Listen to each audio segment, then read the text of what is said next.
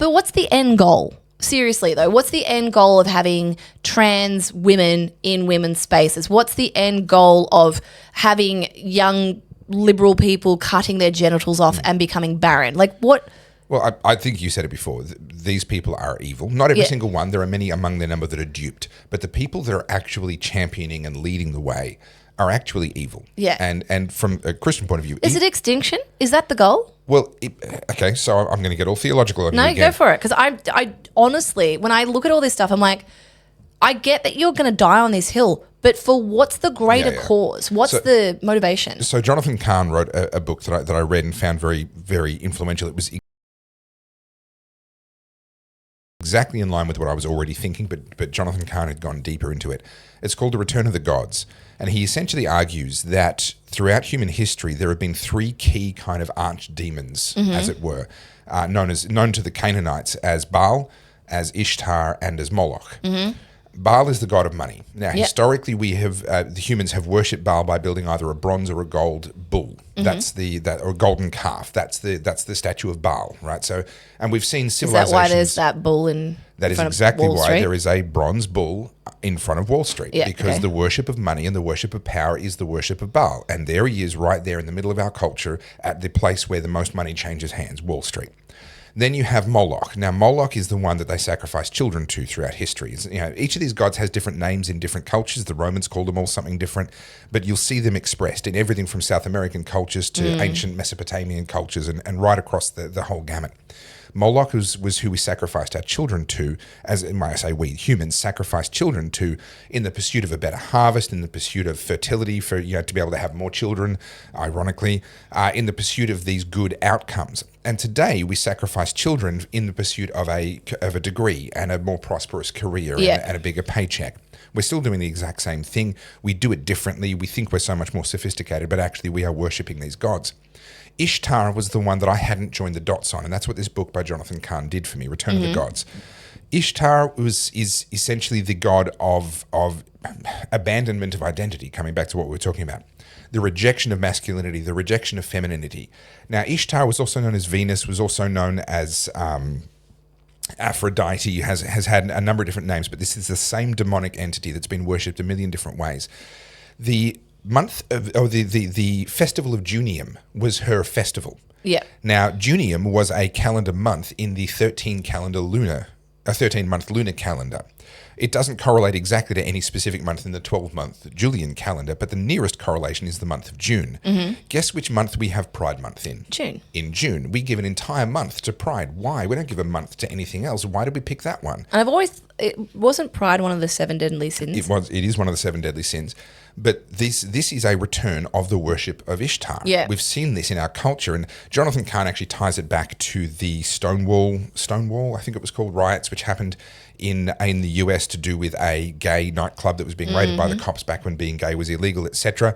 And he pinpoints it down to a specific date and a specific series of events, and I can't really comment on that. Read the book if that interests you.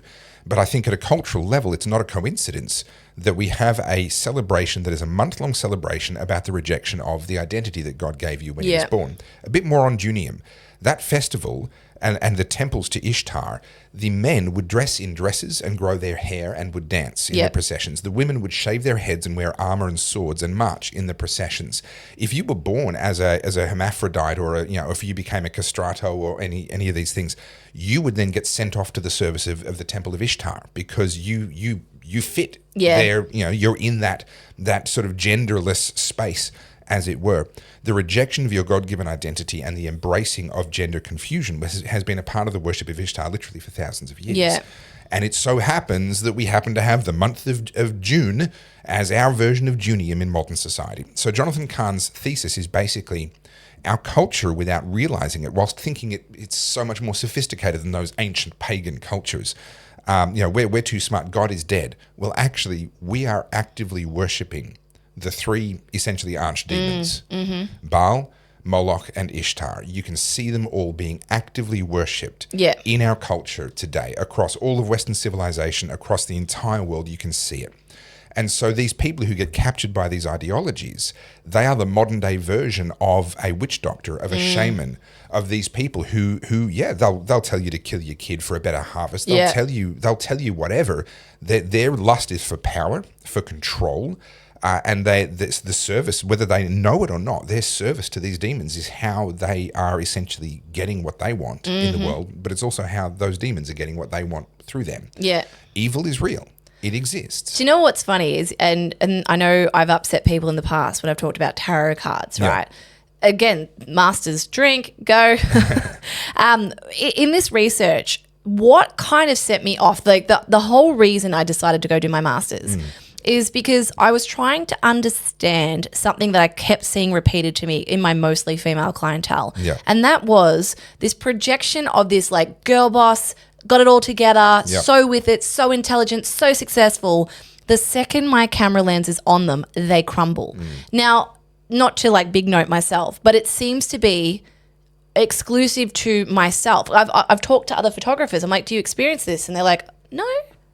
Yeah, right. I'm like, what is it about me that makes them feel vulnerable or exposed, right? And I know I'm polarizing, and I'm not trying to say I'm like some godly entity. What I'm saying is there is something about the way I obviously either present to these people or the way I shoot people, photograph people, that makes them feel insecure in their current version of themselves. Like the armor has become transparent. Yeah. And I know that because when I shoot people like Jordan or, Gordon Ramsay or whoever it is, right, I'm not at all bothered by their celebrity. Yeah. I've never, ever felt like, oh, that's such and such. Oh, my God. Like, I don't behave that way.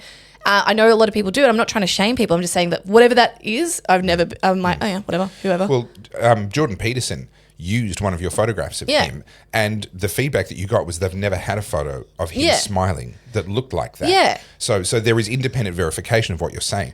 What I would argue is you are able to photograph people who don't need armor in a way that others aren't. Yeah.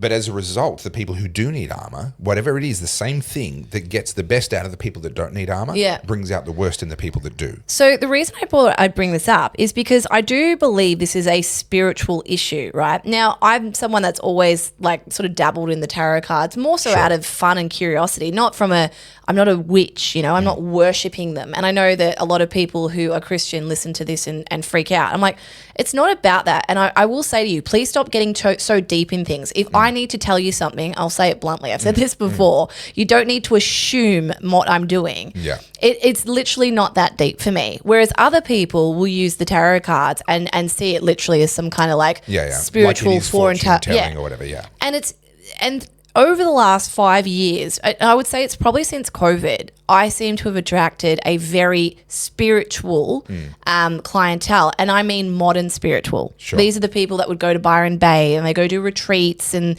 they tap into their intuition and do all the things, right? Yeah. And I definitely think there's a place for that. Now, in plant medicine, they talk about connection to God.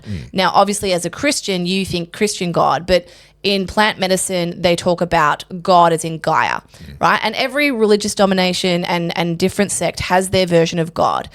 And I'm not trying to convince anyone either way. Sure. But this new modern version of spirituality, which seems to have been very adopted by the modern left, has been co-opted to mean that I am God, right? Me, so I have this psychic sense. I have this spirituality about me, and therefore it platforms themselves. Yeah. And so, what do they talk about? False prophets or false gods? What's the quote? When they talk about don't idolize false prophets or false gods. It's a quote from the Bible. Something about false. Well, false prophets would get stoned to death, but there's no specific quote that springs to my mind. I'll have to get back to you. It's I don't know if it was from the Bible or it's from. I don't think there's any religion that says, "Oh, you should idolize false prophets." No. It's saying what happens when you do. Right. Or am I thinking it's like a quote from a philosopher? I don't know. I mean, there's a lot in the Bible that talks about not worshiping false gods. That's exactly what I mean. Yeah. So what happens with a lot of these people, and I'm just trying to nut this out because I don't have the answer. I'm just, I'm spitballing with you. But what I'm noticing with women specifically, because that's who my major clientele is that they have been discouraged from pursuing, traditional views of God. Yeah. They've been discouraged from their biological wiring, which is to have children, to get married. Yeah. And they've been pushed into being a girl boss, going and getting educated, doing all the things. And I have done exactly that. Sure. I am that person. But in doing all of that stuff, I've never fallen into the cult of feminism or the cult of progressivism. For whatever reason, I've been able to resist it. I don't know why. Maybe it's because of my upbringing.